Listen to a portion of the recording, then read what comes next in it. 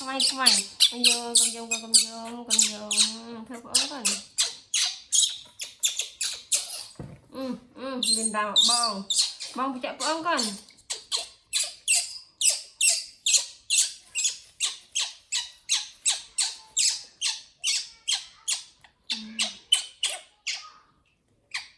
mắc coi là cái này cái khi mà mới có ổn dần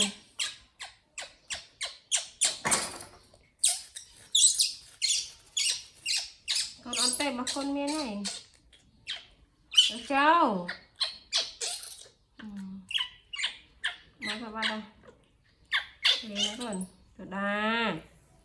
cái đa nhắm mới còn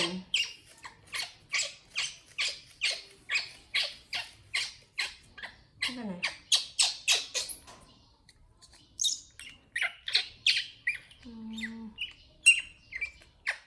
ini bị nhắm tiền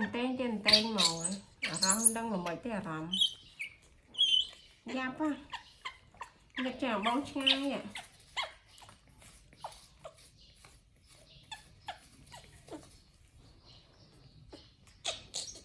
cái này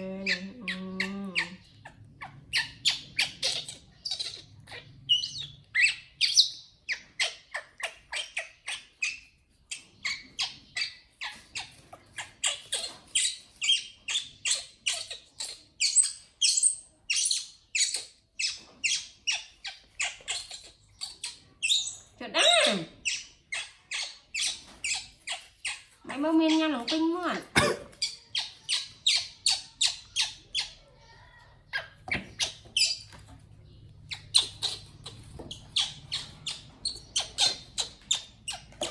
mà cho tôi gọi ai rồi